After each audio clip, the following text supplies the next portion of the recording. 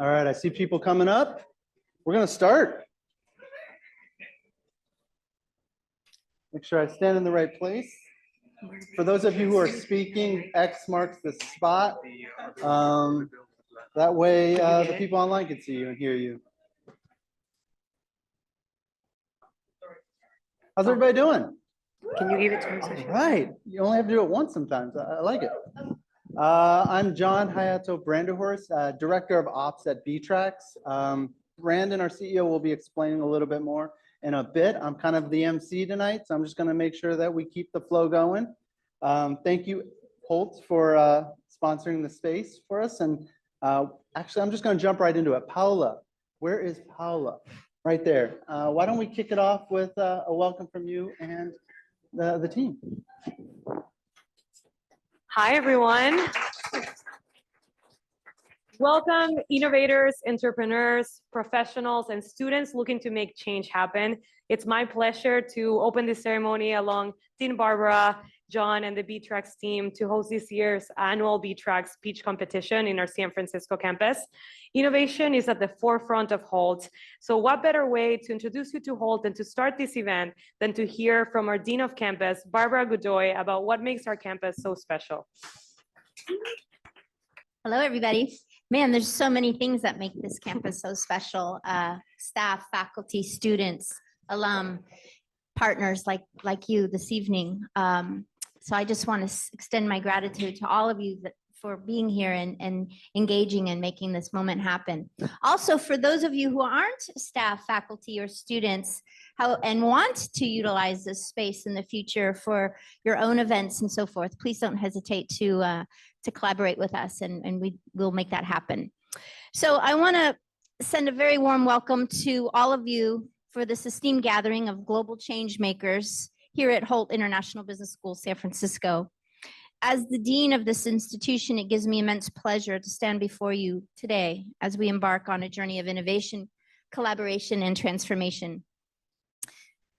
I reflected on tonight and the purpose of this event, and our world is at a pivotal juncture at this point, facing challenges that require collective action and ingenious solutions. And right here in the vibrant heart of the Bay Area, we find ourselves surrounded by an abundance of entrepreneurial spirit, which makes the Bay Area a unique location. Visionary thinkers, and in the spirit of empower to catalyze change. That's our ethos in the Bay Area. And today we are privileged to have amongst us a cohort of Bay Area entrepreneurs who are not just dreamers, but doers, like Holtians. They've embraced the mantle of change makers, harnessing the power of innovation to address some of the most pressing issues of our time. As we gather here, let us be inspired by their stories of resilience, creativity, and impact. Let us engage in meaningful dialogue tonight, exchange ideas, and forge partnerships that have the potential to shape the future. At Holt, we believe the power of education is to transform lives and empower individuals to become agents of change. Our commitment to fostering an entrepreneurial mindset, coupled with a global perspective, equips our students and each other together with the resilience to manage and endure an ever-changing landscape. So thank you all for being here tonight and celebrating all of you together. Thank you so much. Thank you so much, Barbara. And thank you for sharing this wonderful space with us. There we go. I will now have the pleasure of introducing Brandon Hill, the CEO founder of btrax, who's going to share a little bit about, oh, there he is. Thank you so much. Maybe I need a clicker. There you go.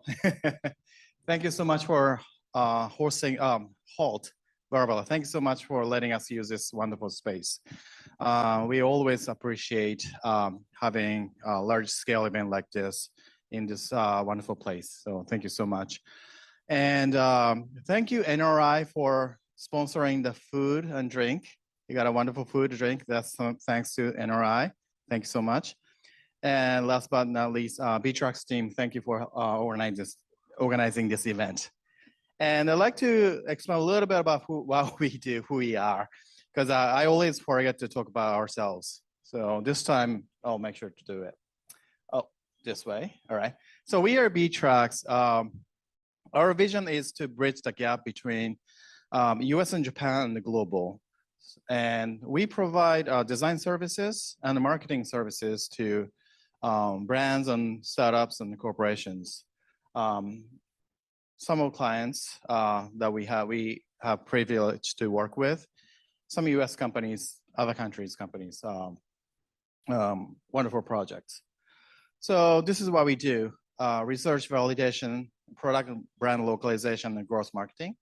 So we help customers, clients, brands go into different markets, help them localize their services and help them on the branding and the marketing side.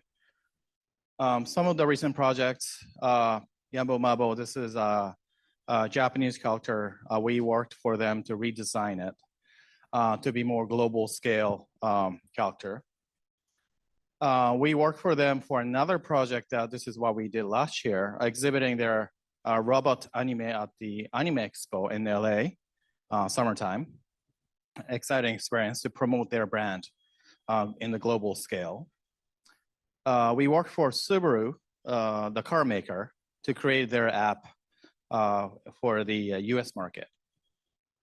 And this is another car maker called Mazda to design and develop their latest EV vehicle that we worked for them 3-4 years ago to create a concept for. And we helped them Relakuma character for their 20th anniversary US tour, going to 6 different cities in the US. And some of the workshops that we do, research, ideation workshops. And we work for Square, San Francisco-based startup, to get into the Japanese market. We help them localize their brand towards the Japanese market. And some photos of our workshops that we do in our San Francisco office. And last but not least, we are hiring. So this is Hull Business School.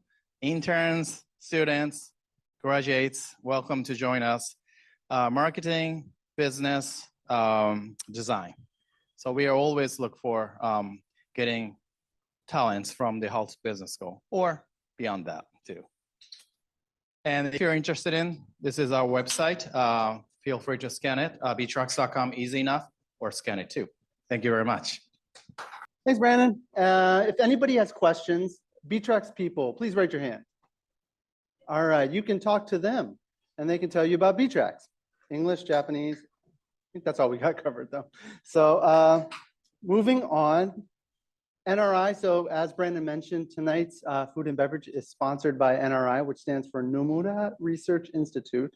We have a couple of teams pitching from NRI, and we're really excited to kind of share some ideas. We now have the great opportunity to listen as Paula moderates a lovely panel discussion with Taylor Marcus and Gustavo Trigos. Please come up here so we can kind of have a conversation on building tomorrow, a global vision for change. Thanks everybody for being here today. As you know, in this era, technology is at the forefront of all the different things that are happening globally. There's complex challenges happening globally as well. And there's a lot of room for innovation to improve upon some of those global challenges. For this reason, today we have a panel around building tomorrow, a global vision for change. And what better way to talk about this topic than to bring 2 experts in innovation themselves. We have Taylor Marcus, who has built innovation in some of the world's most innovative companies, such as Google, Instagram, and now Skydesk at UC Berkeley. She creates innovation through creativity, business growth, and mentorship. We also have Gustavo Trigos, who creates innovation through entrepreneurship in his own business venture, Mentum. So I would like us all to give a big round of applause to them. And then I'd love to hear from you guys. I'd love to hear now a little more about yourself. Can you share with the audience who you are and what does innovation mean to you? Sure. I'm Taylor Marcus. Good to meet you all. Thanks for coming. My background is I was an intrapreneur for a lifetime. I was at Google, YouTube Kids for over 15 years and always went to the thing that was first of kind. Realized I love building things kind of early, messy, all of that was really fun. As soon as it got to be stable, on to the next. And so I last year spent my year at a 5-person company, really early, really small, had a great time, was a founding member.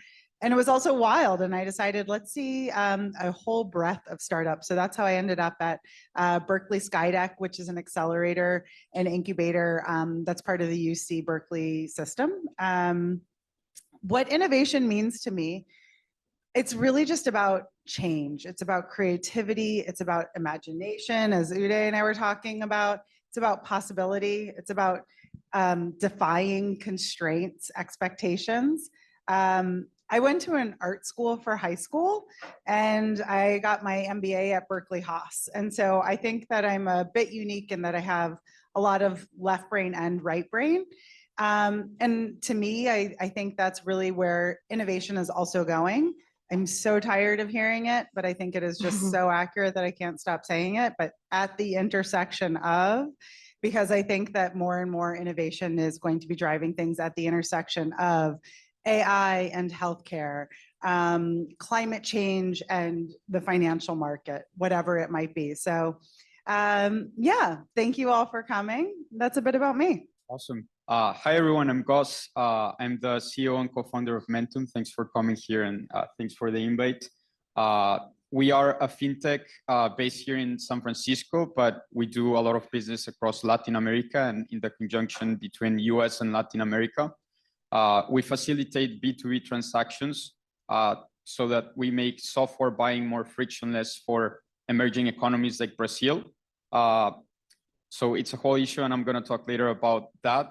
But I was a Holt alum. I did my bachelor's and master's of business analytics here.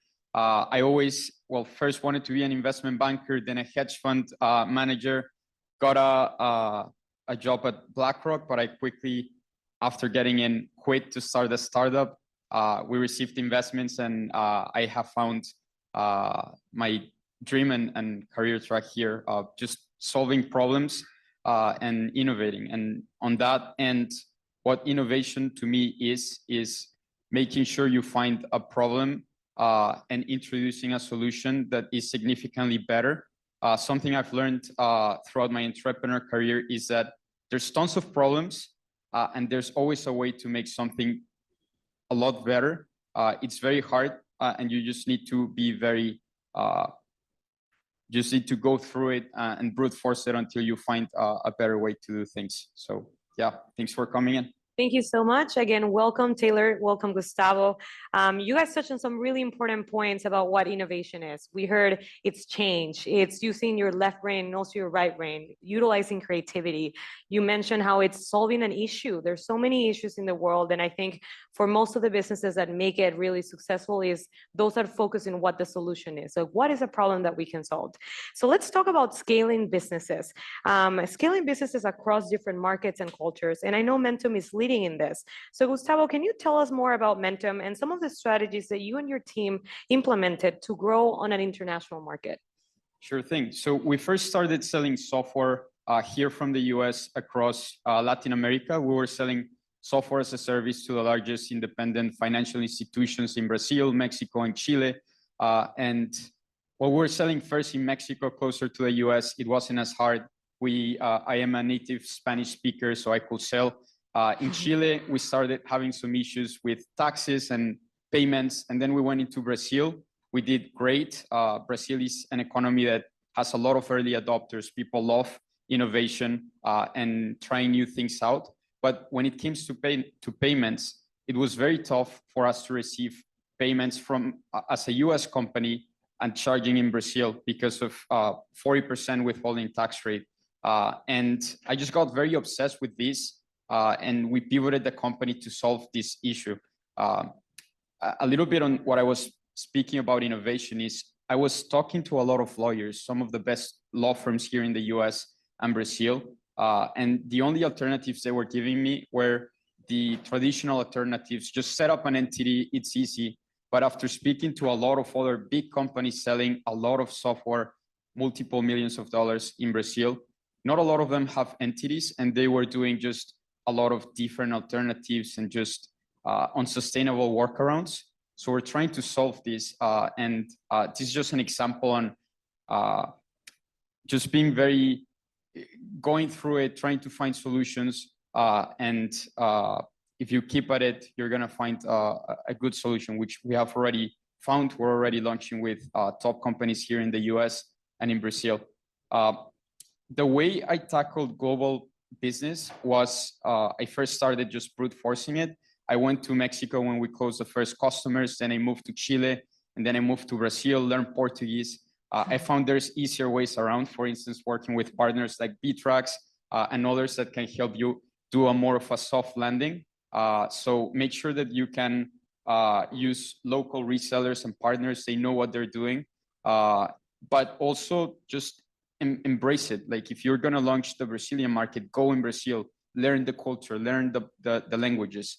I'm a huge bookworm, so I'm going to recommend a book, Culture Map. It was one of the books that we had to read here at Holt. I recently reread it and it was amazing. It just tells you how you need to adapt to different cultures, because every country just does business differently, and you need to make sure that you know how to do business in each context. +1 to listening. I think Culture Map, I haven't read it, but it's been recommended to me now a few times. And I think just understanding cultural sensitivities, priorities, how business is done. And even if it's within your culture, having a conversation that's a two-way street to understand, you know, a good partnership is where there's value on both sides. So how that would work. Something that you just mentioned that I think is really important for all entrepreneurs, though, is the tenacity. And that's just how you went and pound the pavement and kept doing it. You have to be unrelenting and just willing to get knocked down time and time again for that win that's inevitable, that you know is coming, that you believe in. So that's, I think, a really important attribute of founders is tenacity. And then another thing that I personally always like to do, whether it's taking a product global or even making a decision about like what to cook for dinner, is reverse engineering things. And so that's, what is the desired outcome, and what would that ideally look like? What would be some milestones or elements to be able to achieve that, and work backwards from what I think success is and chunk it out into milestones or touch points to be able to get there, and you know, make the most of what is available to you and find the places to prioritize and compromise. You both touch on such important points. Thank you for saying that.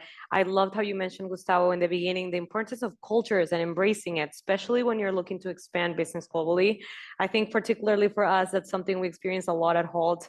We're super global in here, but it's important for business as well, right? To have that exposure to cultures, and also to be willing to learn the language, to mingle with them, to learn what they're doing and how you can innovate in those markets. And then I love how you mentioned the importance of reverse engineering as well. Like, take a step back, take a look at what you're doing. What can you change, right? And that goes back to your earlier point of change is an important part of innovation. I think it's at the forefront of it.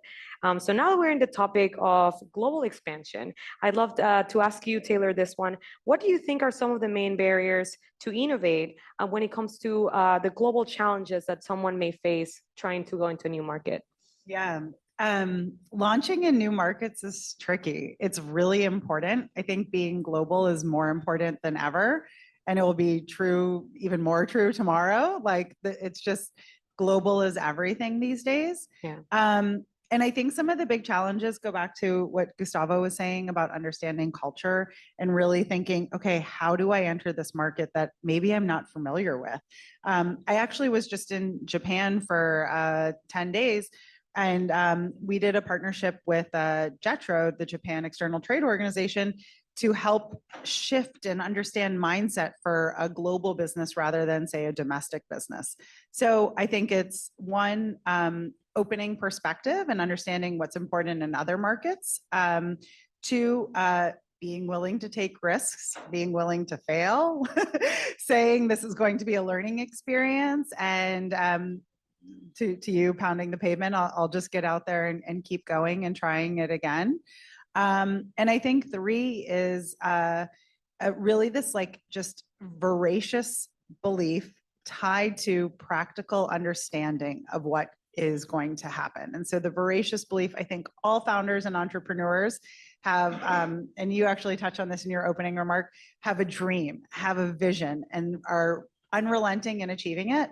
And then you have to be the doer. You have to go. I think there's a saying, I've never met an entrepreneur with clean hands. You have to be willing to get your hands really dirty. You have to tie these things together and listen to that feedback. Listen to why people are or aren't adopting what your company is, what they are, why they are adopting it.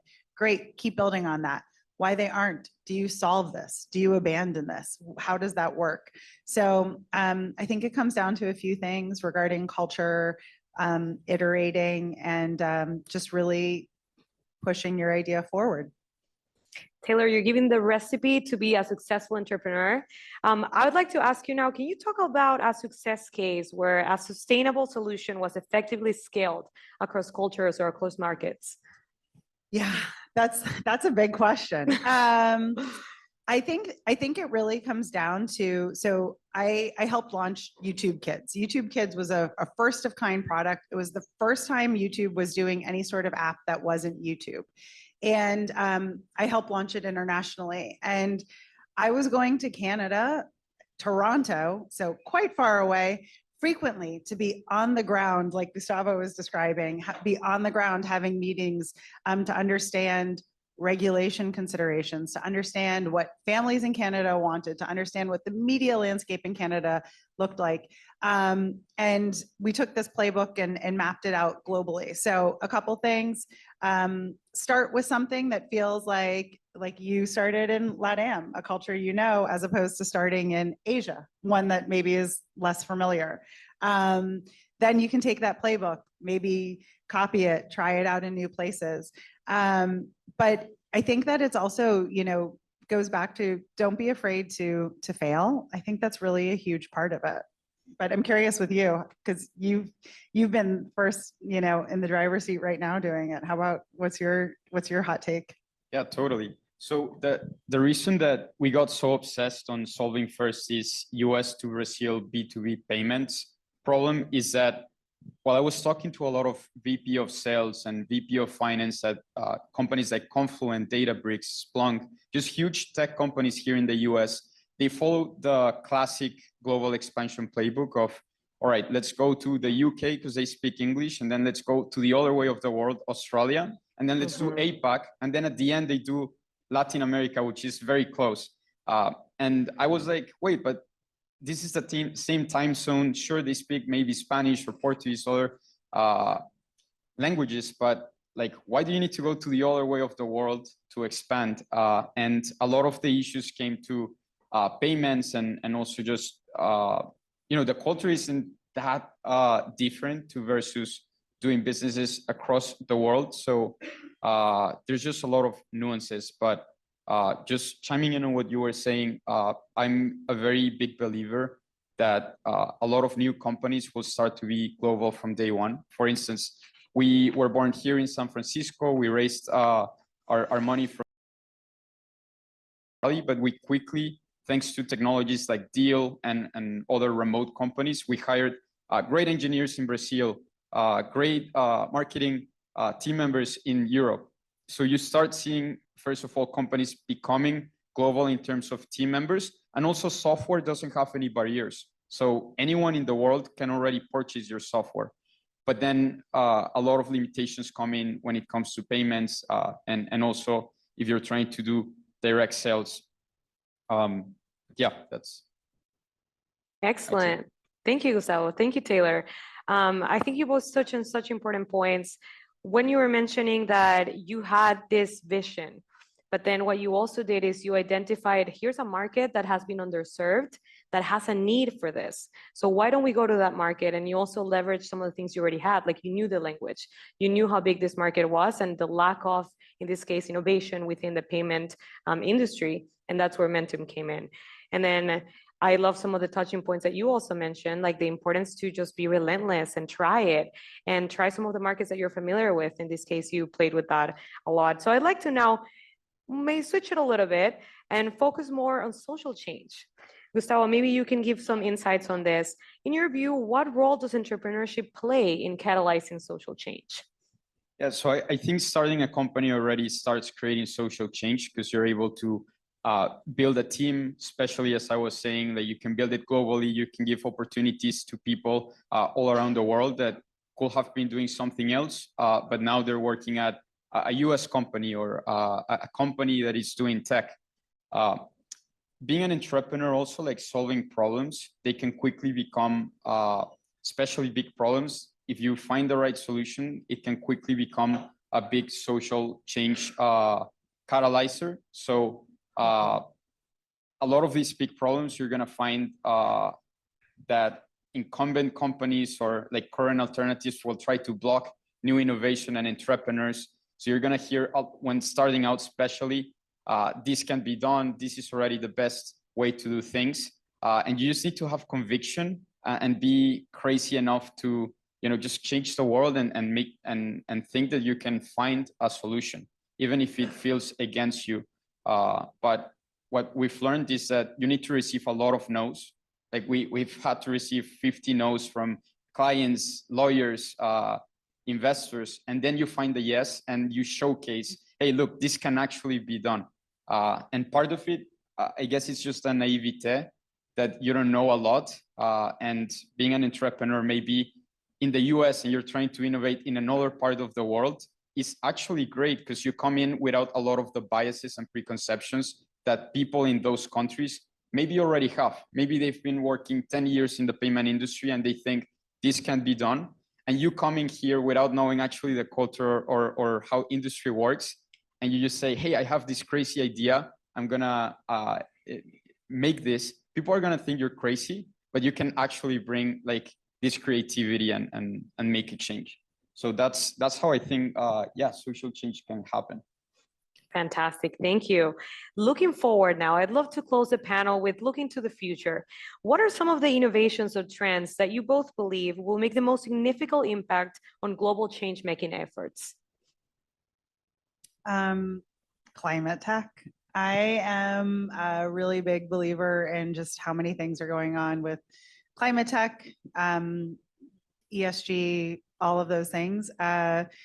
Increasingly, I talk to corporates, I talk to startups, I talk to, founders, entrepreneurs, and just even like Uday was talking about conversations on the street.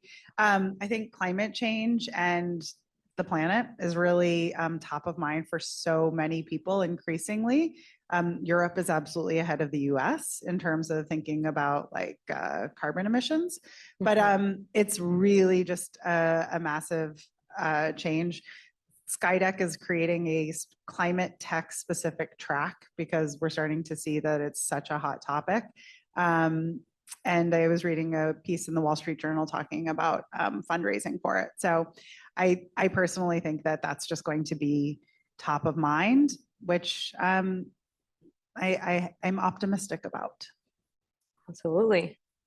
Oh, but I also worked in the ESG space at BlackRock and other asset managers while I was interning. So bullish on that. Like, say yes. Yeah, totally. This is where Gustavo is like, tear down Taylor's hot take.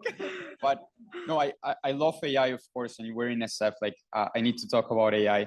But something that I'm noticing about it is that you can actually use it as a tool to innovate on other problems that aren't necessarily AI first. I just think that this is the best time for you to just solve a lot of problems, especially now that, you can have basically, you can code without knowing how to code with AI. You can ask ChatGPT, hey, give me a script to create this HTML. Or if you have already a team of engineers, you can make them 10x better. So it's a great time to just tackle a lot of problems. And I just think that, you don't need to really follow trends, like just find a problem that you're very obsessed about, and you're going to be like surprised on how big it can get if you find a great solution. And a big example that just comes to my mind is Airbnb, right? Like 12 years ago, while they were pitching to investors, like, no, they actually told them that the market size wasn't big enough, and their revenue already is like, I think twice as big as Croatia's GDP. So like small problems can become huge problems, and small solutions, follow to become also huge solutions. And with AI, I think there's just going to be a whole revolution. At the intersection of AI and climate tech? Yeah, Can we that's say really at the huge. intersection of? All right. Love that. So tonight we heard that innovation means a lot of things. At the forefront of innovation, we have change. At the forefront of innovation, we have visionaries that believe in making a change happen, in making the world better. I love what you mentioned that about climate tech. It's so important. It's our planet. So I love that a lot of businesses, startups are starting to take a look at that. Solutions need to also be catered to the world, right? We need to make sure that it's not just a service, that it's not just for people, but it's also good for the environment. So thank you for your perspectives tonight on what innovation is, how we can drive change, and how some visionaries that want to create impact do it through the things that you have mentioned tonight. So I'd love to close the panel now, opening to you guys in the audience. If there's any questions that you'd like to ask the panelists, we'll take 3 last questions. Yes, please go ahead. My name is Lynn Alper, and I'm a project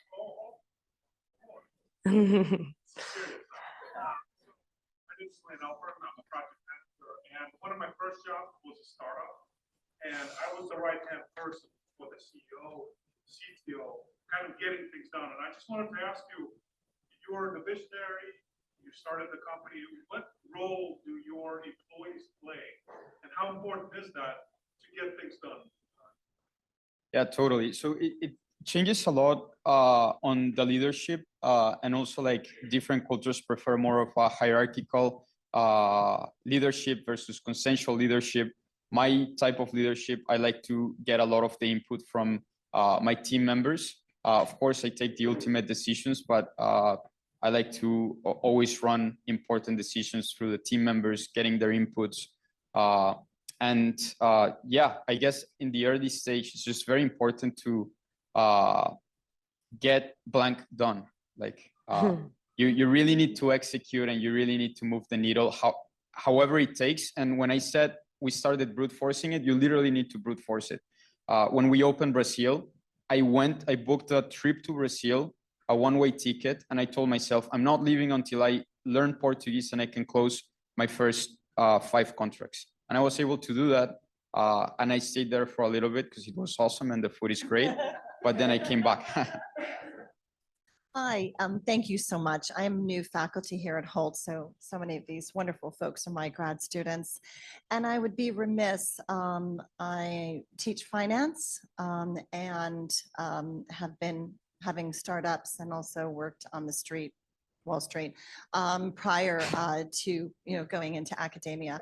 And I always like to really hear your story. You said, Gustavo, that you had the VC backing, and that's not always the case that we see for early ideas. So if you could share, some tips for those that are, having great ideas like yourselves, love to hear that. Thank you so much.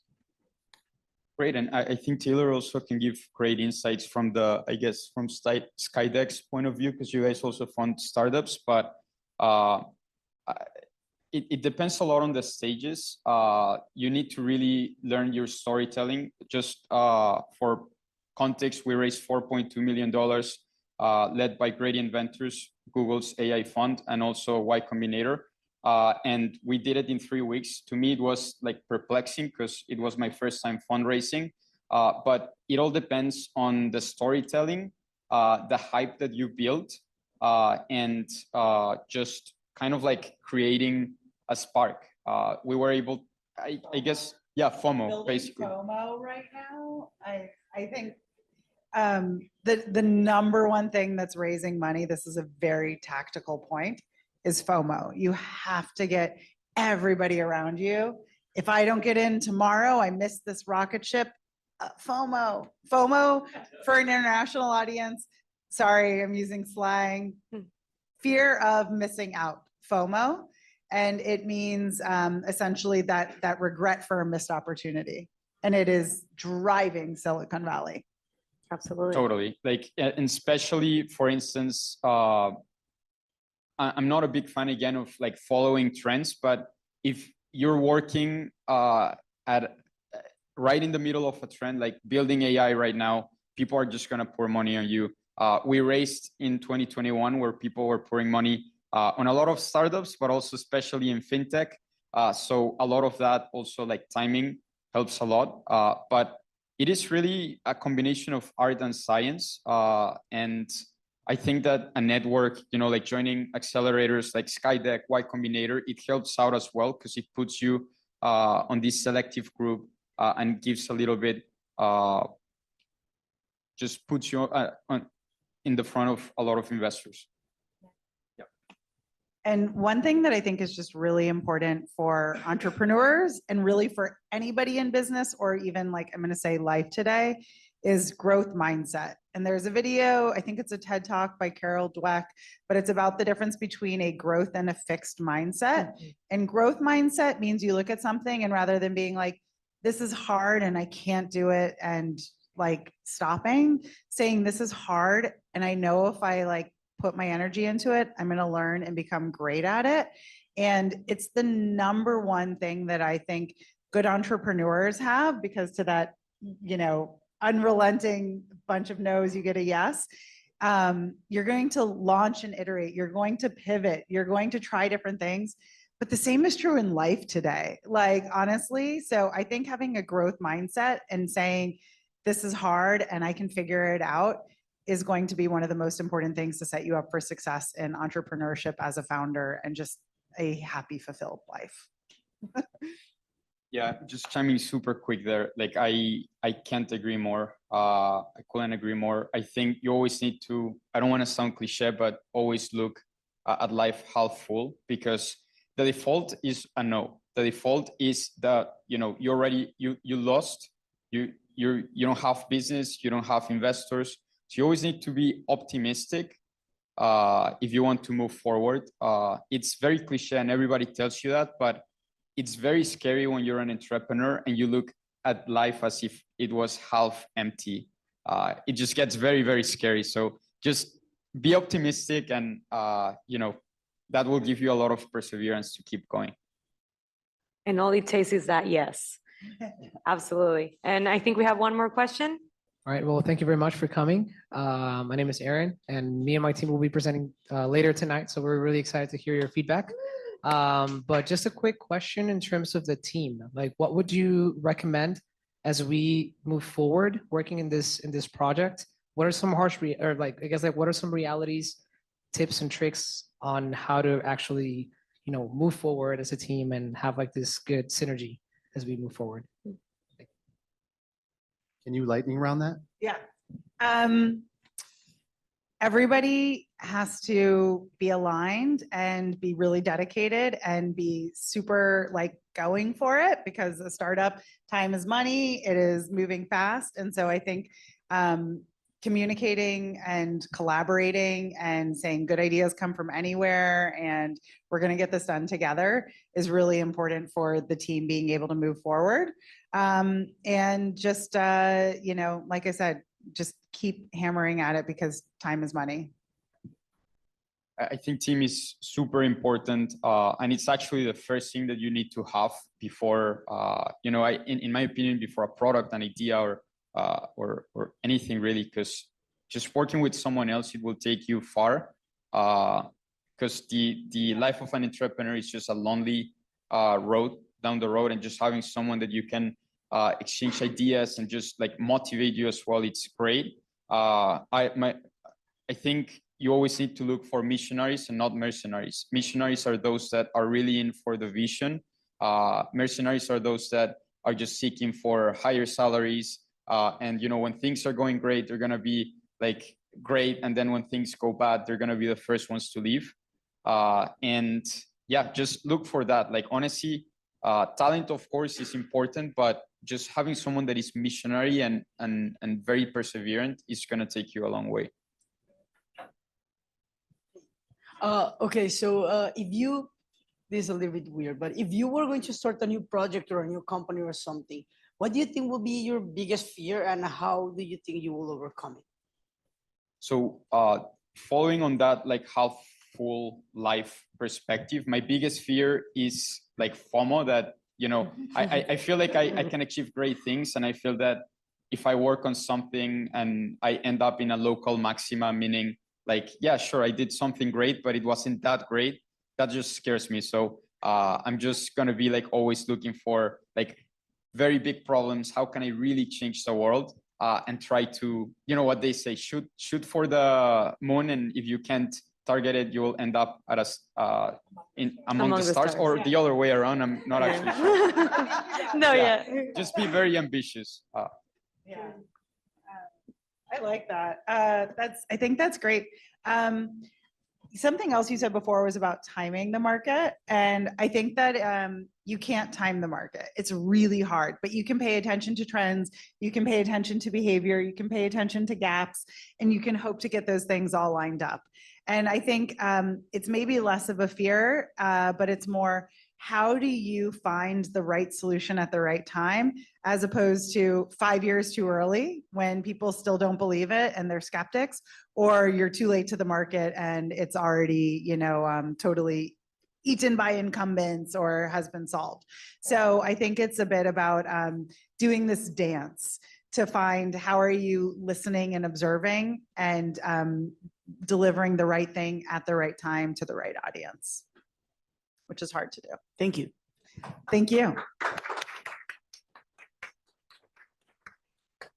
Thank you so much. So tonight we learned a lot more of what innovation is, what the future trends look, and some of the important things that people need to be entrepreneurs. You need that vision, you need a great team, you need to leverage your strength, but also take a look at opportunities in markets that you're familiar with, or maybe somewhere where there's room for that next change. There's room for that next impact.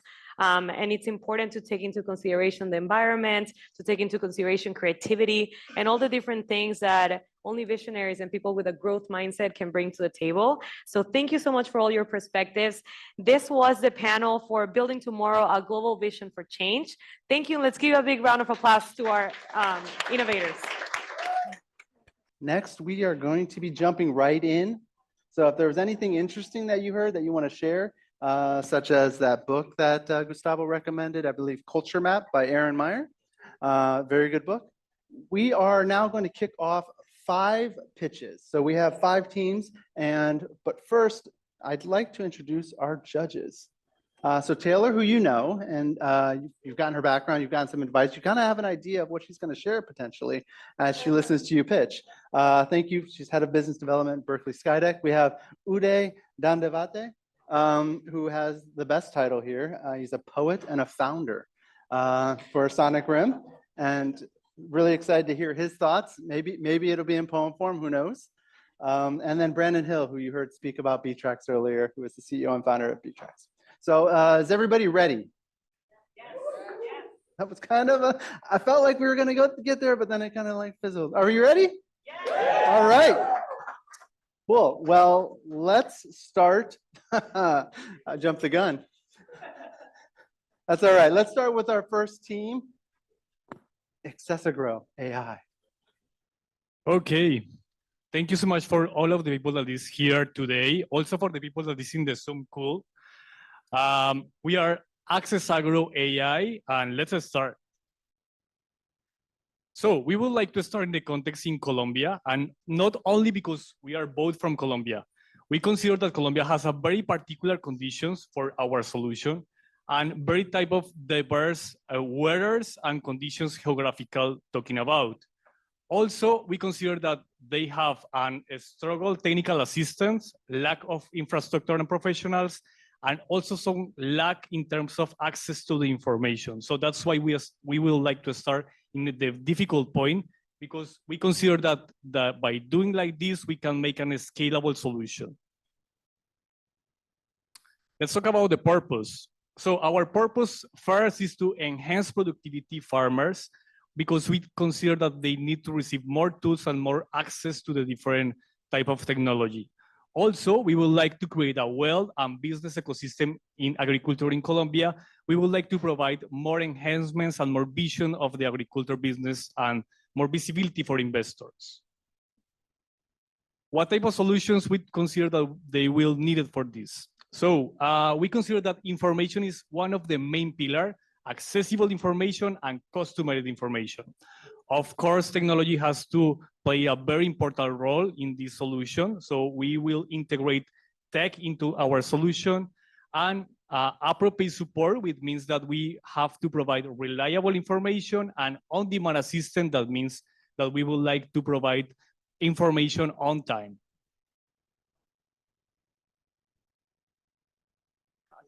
I know how it works. Okay, so here's where we go. We are Access Agro AI. So what are we? We are an AI tool. Yeah, this is quite obvious because of the name.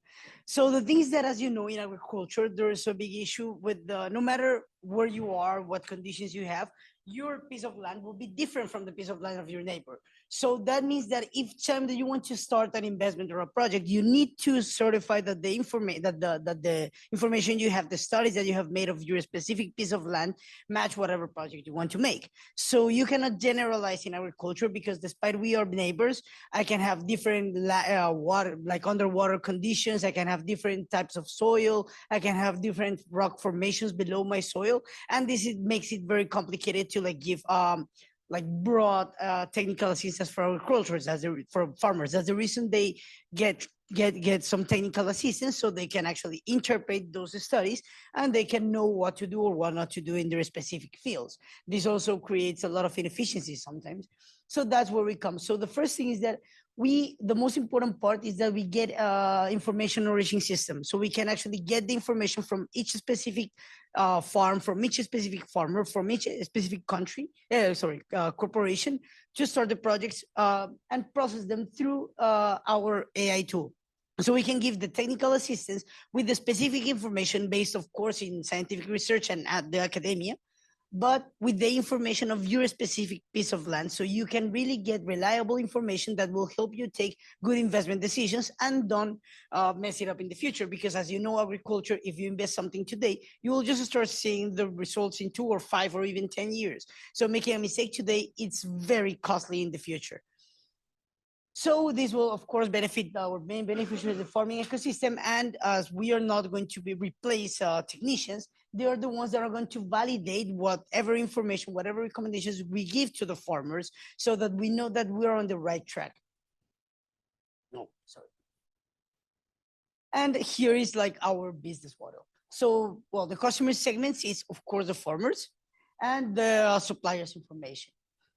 They're the ones that are going to provide this. And our revenue stream, it's we can have a yearly subscription or paper usage subscription. So that will give the farmers an opportunity to just put money inside of our platform and just pay per use. And also that will help us to get some extra cash flow so we can actually get our valuation as a company faster. The opportunity here is very big because, as we said, we want to make it in Colombia because we can scale this globally. Colombia is a very interesting market to try it out. And then this will allow us also to invest in different business opportunities. So also we can get into the research business, the inspection, technical advisory, and we can start applying new tech, like for example, drone mapping. Yeah, so imagine if you can get a drone to map your land with infrared sensors and stuff, and then you can get an AI to give you the recommendations. You can make very fast decisions about what you need to make, so you can make a fast and profitable investment and be efficient with your resources in agriculture. That's a very strong struggle we have. So that's it. We're Access AI. I'm Jorge Rusi. I'm David Montaño, and appreciate your time and your attention. Thank you. Also, do you have any questions? Right here, we're going to start with feedback. So my first question / piece of feedback is, what actually is Access Agro? Is it a service? Is it a product? How is this offering going to show up in the customer's hands? Oh, okay. So yeah, it's a product. It's an AI product. It's a software. But the things that in agriculture, as we cannot just launch a GPT for everybody because the information of my piece of land is different from yours. The idea is that you get the usage of the AI, but as it's on your own portal, you add your own information. So whatever recommendation the AI gives you, the algorithm gives to you, is based on the information that you have from your specific land. So it's kind of both. It's both a software that you will have in your own portal, but it's also an open source, an open AI that everybody can access. But the problem is that is, for example, if you just get the access to the AI as a ChatGPT, but you haven't uploaded any specific information for you, then you will have misleading information, and that's what happens nowadays. Because, for example, in countries like many countries in Latin America and Africa and many places in the world, we use information from the research that universities have made abroad. So imagine me trying to make a plantation of corn with information and research from a university here in the States. I'll be very likely to make a lot of mistakes in that investment. I also have question. Yeah. What's your core value proposition? Okay, so it's how can we make farmers and corporations and everybody get into agriculture with way less risk? Because the main risk in agriculture is that if you want to start a mango plantation, you will take 12 years to get your initial breakpoint. Yeah. So imagine 12 years, you have to wait for it to become a profitable business. After that, you will have 80 years of profit, and that's awesome. But to get there, you will have to invest a lot of money. And if you make wrong decisions in the earliest stages, you will just start seeing that in the 5th or 6th year. So imagine losing 6 years of time in an investment. That is very inefficient, and that's one of the reasons that many investors don't want to get into agriculture, because nowadays, of course, world moves very fast, and we want to get into things that can give us break-even points in 1 or 2 years. But if you have to think in long term, you don't want to risk and take chances in a 12 or 15-year investment. And my second question is, from your target audience perspective, what is your core competency to deliver on that promise? Core competency in delivering on that promise. Okay. I'm not you as a person, but as a company. Okay.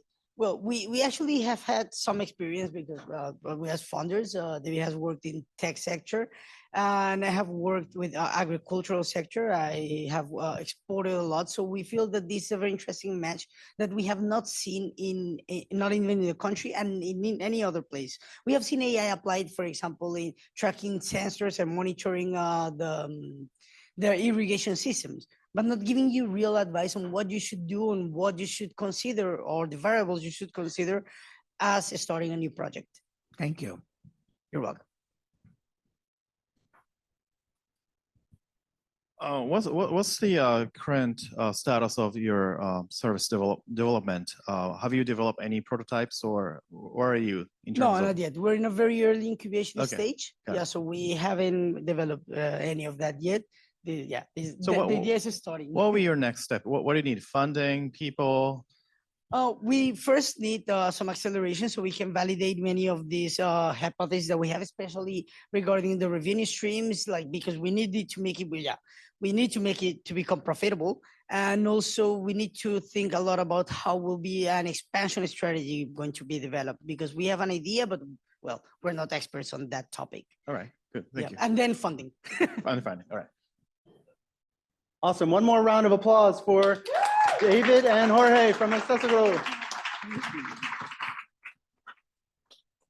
I was remiss. I forgot to mention that when we're talking about the feedback that's being provided, as you know, we're talking about ideas most likely. So they're not necessarily coming, they don't have a business model necessarily, but this is the point where you should be getting FOMO and really wanting to get involved. It's the early days. So thank you so much. I have my hands full. Let's see how this works. All right, here we go. Team FinTrek. Are you guys ready? I like it. Yeah. Woo. When you first started earning a salary, it was very exciting, wasn't it? I remember spending all my earnings on things like vacations and parties and gadgets. My salary was decent, but I was living paycheck to paycheck every month. After 3 iPhones and many vacations later, I realized I have to stop spending as much and start to take my finances seriously.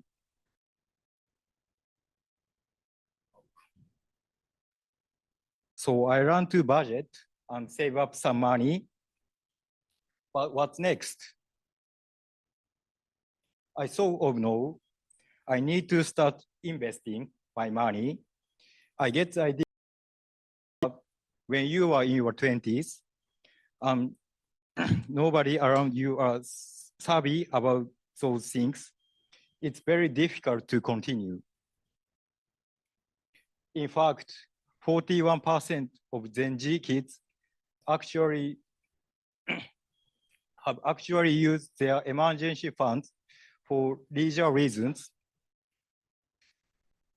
So how might we learn to discipline ourselves and gain financial literacy?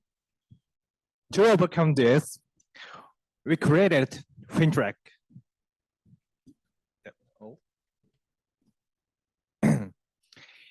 It is a community platform where you can learn how to invest with the support mentors who were once like you.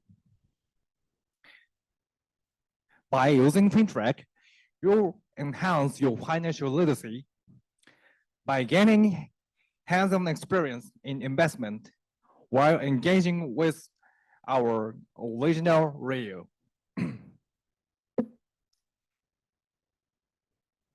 This is what you see on home screen. This is an example of our real contents, where you can run the basic of investing. AI will then automatically create a list of financial terms from the reel you just watched. When you tap on the word you would like to know, then you can read this definition. When you tap on the word,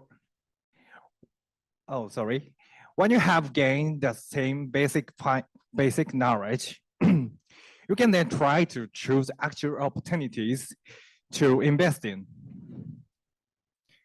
We choose these opportunities that appeal to Gen Z, such as film projects, new products, startup companies. You can find more information about the specific opportunities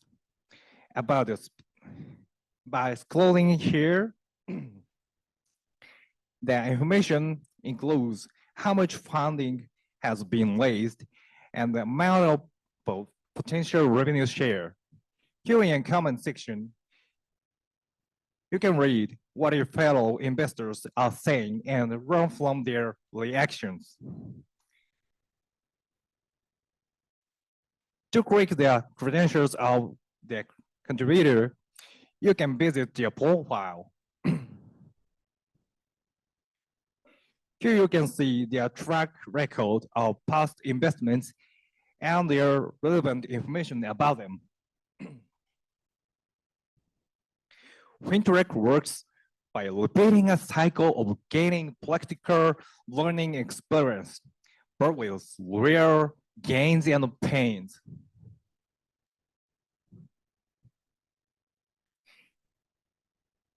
Repeating this process will eventually teach you financial discipline. Another unique feature is that you are running from mentors who will run like you. What's like you? They literally understand your frustration and goals. So this is the market size. We will initially target US Gen Z people with low financial literacy. In the future, this service has a potential to reach the entire US Gen Z population of 61 million users. This is how we make money. FinTrack will collect a portion of funds raised by users through their investments as a commission. FinTech will generally, FinTech will,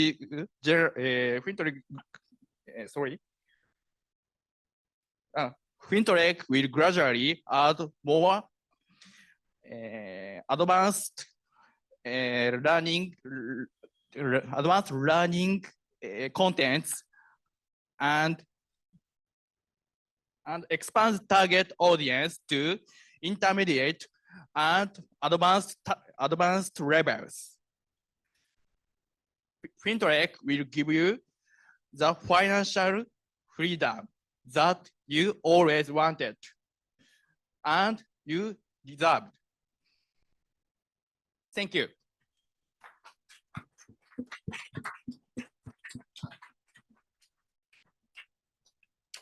Testing. All right. Who would like to go first? Thank you. First, I just want to say great use of humor. You got my attention with the nice jokes and pictures in the beginning, so thank you. A question I have, and maybe our financial guru can help, is having mentors deliver the content. How will you ensure they're really experts and qualified to be giving financial literacy education? そうですね。ちょっと日本語で恐縮なんですけれども、過去のコメントだったり、投資先っていうところが見えます。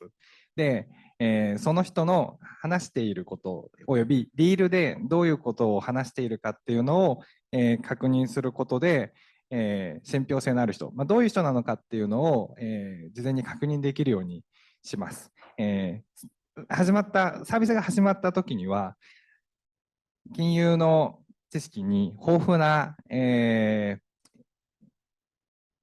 ンフルエンサーの方に、リールを作っていただこうとしているので、基本的には信頼できる人っていうのは、フィントレック側で、確認して承認した方にリールを出してもらいます。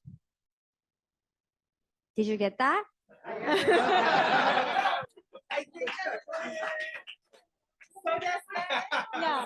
Sounds good, right? Sounds good. So these guys have thought through all this.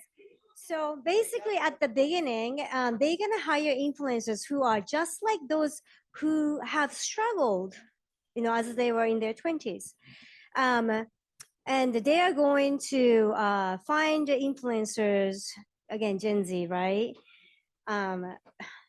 Who've made it, and they're going to create those contents through these by those people, and they're going to also have a feedback from the users saying, okay, wow, this person said a really amazing things, so I'm going to give her badges. So that the accumulation of a bit like a Boy Scout and Girl Scout badges. Yeah. Some sort of endorsement. That's how they are going to learn that, okay, if this person is saying this and then I see all these badges, I can kind of count on that. Quick suggestion. I was listening to you and it felt like a very interesting idea. I wish I had this when I was 20 years old. And I think one way of making this very compelling is to actually demonstrate those who use this versus those who don't. What's the difference in their assets down the lane? All right. Thank you very much. Team, I think I'm going to say this right. Camera? Camera. Oh, camera. I like it. Oh, you don't know. You were right, by the way. It's camera. Oh, Camera. perfect.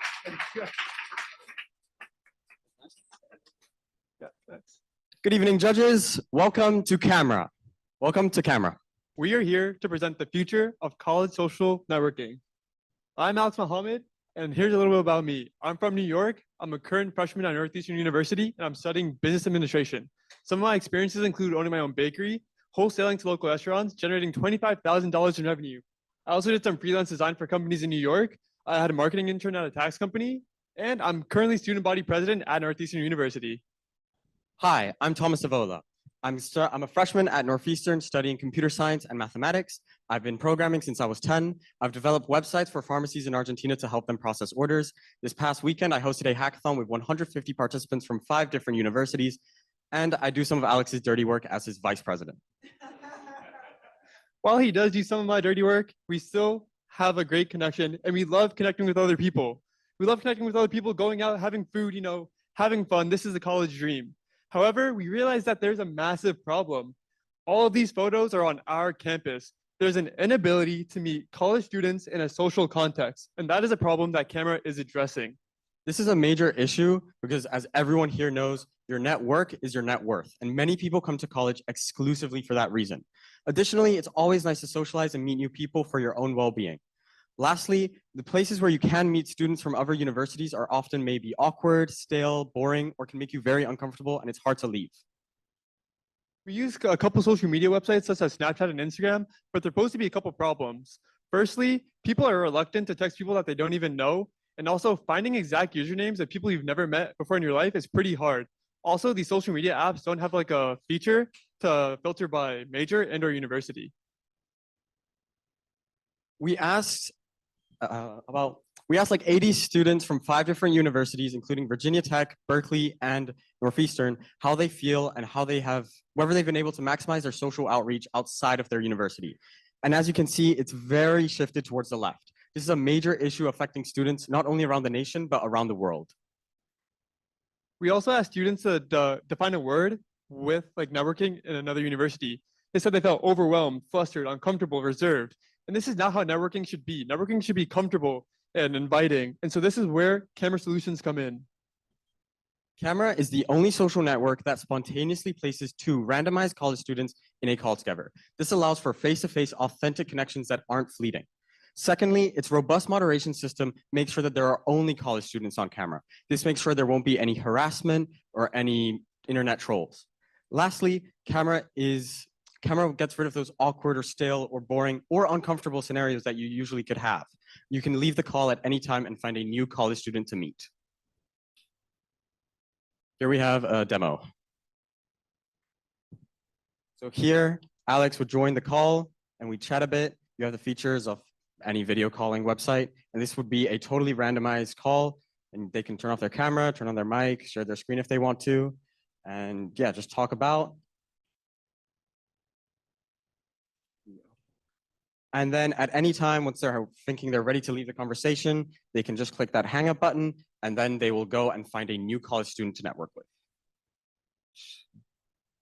Yeah, and then it will start looking for a new college student. So our market size is huge as we're in the social networking industry. Global revenue is $143 billion. In the US, it's $52 billion. And when we took the population of college students in the US, it comes up of a market size of $5.7 billion. Our target market and our primary stakeholders who really we're mainly catering to them is the students. People targeted 18 through 24, students in college who are ready to network with other students in college. Our revenue model is by using a freemium subscription service. We will charge $2.99 a month and offer a plethora of services, including soundboards, customization of your background, games, and access to a 4-user video call. And for non-members, we're gonna use ads.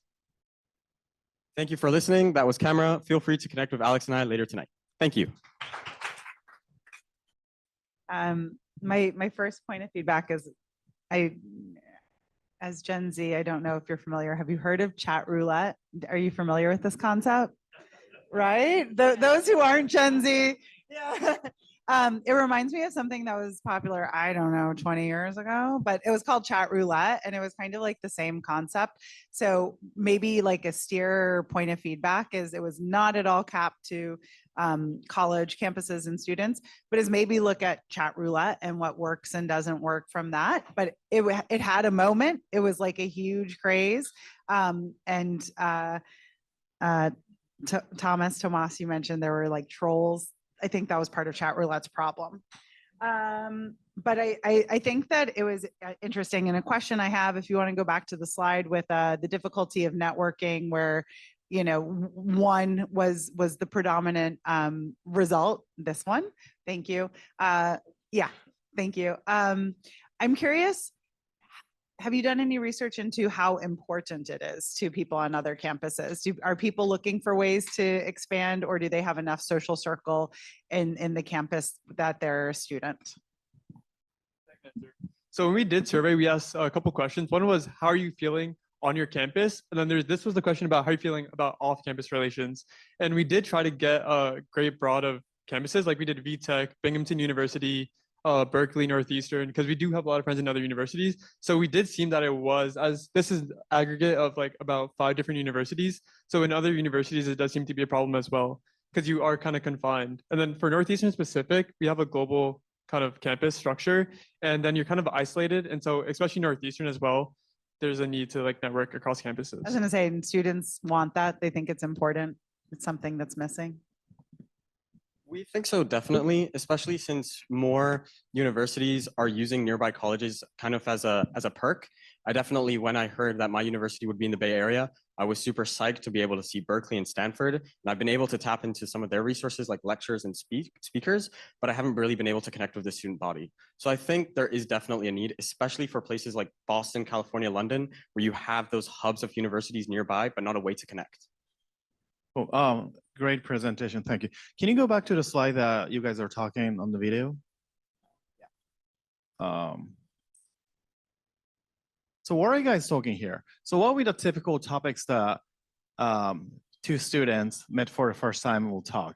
Because it will be really awkward without having some sort of theme or topic ideas. So how do you lead them to start talking? Well, I guess just like any social interaction in a college setting would be major.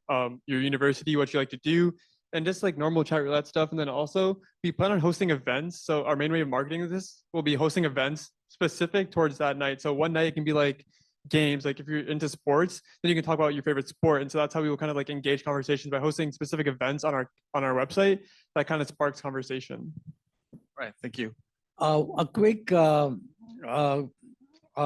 addition to your idea is it would be nice to define the criteria along which one would look for connections across the campus, because it's one thing to feel constrained by your own campus, but when you are expanding your search for building your community outside of your campus, if there is some ways in which you could define, what are the different ways in which you could actually define the criteria in which you begin to search for and find people and create conversations? Yeah, we'll make sure to add other, I think chat roulette maybe might have had it, is you can add common things you might like. So maybe sports, stuff like that. We'll also have the option to filter through specific universities as well. So we'll start off small, only having a select few universities and then build it from there. So if you want to meet someone, say specifically from Berkeley, you can add that filter there. Whilst also adding those little tags that maybe you're both into. Thank you. All right, Team Coco.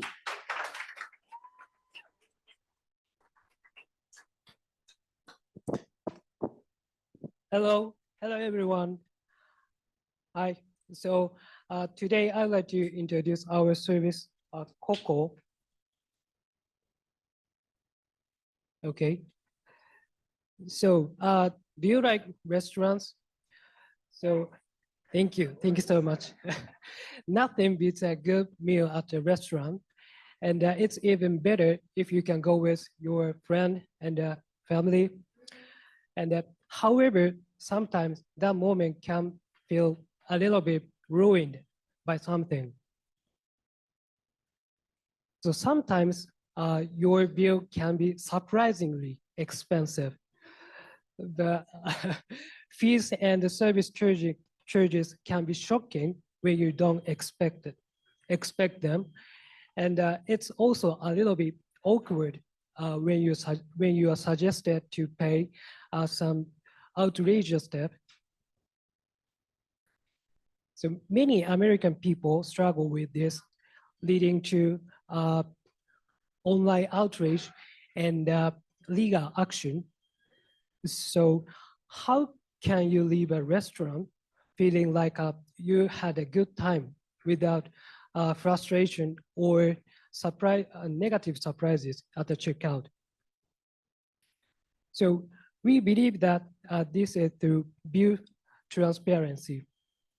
By knowing the final total amount from the beginning, people can enjoy their meal without feeling shocked or confused. So let us introduce our service Coco. Coco is a service that has a transparency as at its core, and this will eliminate the stress of paying ambiguous fees, and that this can make dining out fun again. The first unique feature of our service is you can know the cost breakdown before arriving at your restaurant. Before entering a restaurant, for example, you look for a restaurant at home with your smartphone. As you find a restaurant that looks good, you can check the cost breakdown here. For those who are already dining with a restaurant, you can use this service as you place your order. As you can see here, Coco provides the cost breakdown as you add an item to your cart. We created a combined tipping and review feature. This way you can express your satisfaction and tip accordingly. As you can see here, our service provides the suitable tip amount based on the user satisfaction level when you select an emoji. So, what makes Coco special? Oh, okay, sorry. Unlike Yelp and Square, Coco provides a holistic experience from choosing a restaurant, ordering, paying, and giving feedback. Coco has you covered. The customer is not the only one to benefit from Coco. Restaurant will be rewarded with private customer feedback, allowing them to improve their services without being negatively impacted by criticism. Okay, for this service, we will be targeting independent restaurants that have a post-service payment and tip structure. In the future, we hope to adapt this service to fit a variety of dining settings. Okay, sorry, 94. Okay, thank you. This is our business model. We will receive service fees from restaurants that use our service, as well as other businesses that place advertisement on our app. Okay, next slide. Okay, we hope to, okay, no slide is okay. Yeah, this is our member. We hope to, yeah, thank you. We hope to provide you, okay, with a great restaurant experience through Coco. Okay, thank you so much for your kind attention. That's all. Thank you so much. I think this is one of the best products I've ever seen because tip goes along with how you felt with emoji. It's kind of hard to believe that we don't have it yet. So I want to see this from tonight or tomorrow. So I really hope this kind of thing goes out there as soon as possible. That's my honest feedback. But I don't know, sorry, this is not a question, but I'm very impressed with the product. Yeah. I really like the relationship between satisfaction and tip. It's unanimous. Yeah, it was a very good idea to use the emoji, and it's something that people really understand. And I think the build transparency from the beginning is a really helpful and beneficial idea. I saw on the last slide, somebody is the San Francisco Explorer. Yeah, tell me more. I like walking around the San Francisco, so I think I was thinking about my role in this team. The team member recommend me For that Explorer. name is good. And also, The second presenter, you did a great job managing a technical issue. I just want to call that out. It's always gives you nervousness, and you handled it really well. Thank you so much. Otsukaresamashita. Good job, guys. All right. We have one more to go. Are you guys ready to hear from Team Sparky? Doesn't it make you angry when you watch your roommate letting the tap run while he brushes his teeth every morning? Or when you pull up to the gas station and you see that idiot letting his sports car run in idle for minutes as they go out and shop for snacks? In the same way, we look at spinning class exercise, where the electric equivalent of about 33 million average US households is being wasted as we speak. This fact is especially concerning when you think about it, that about 10% of the global population today is still without electricity, something that we guys consider just as normal. We are Sparky Technologies, and we embarked on a mission to harness this wasted energy that is exhibited in everyday activities to power a sustainable future. The way we do this, we developed a prototype that turned out to be so powerful, we decided this year to take it up into a product that combined with our platform is going to be so impactful, it will truly make a difference in the fitness industry. Our solution is very simple, 3 steps. We capture the kinetic energy that is exhibited at spinning class exercises, we convert it to electricity, and then we contribute it to the goal of decarbonizing the entire fitness industry. Our solution is not only powerful in the sense that it can exhibit 250 watts on average per hour, it's going to be adaptable to any kind of spinning bike.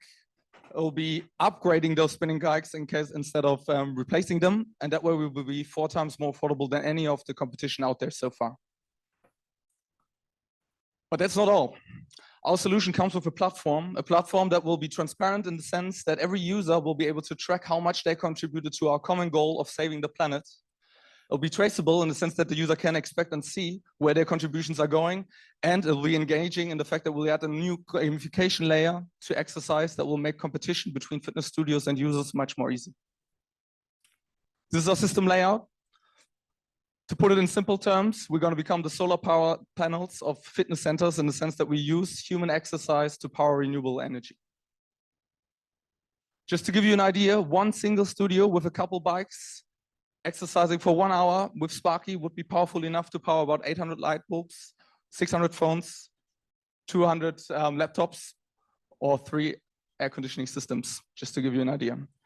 But maybe Aaron, you tell us a little bit about why a fitness studio would adopt Sparky in the first place. Yes, to further illustrate the potential and benefits of Sparky, let's look at an example with our first beta test reverse cycle, which is one of the biggest fitness studios and spinning studios in Netherlands, with 11 studios, an average 60 bikes per studio, and with 12 hours of class every single day.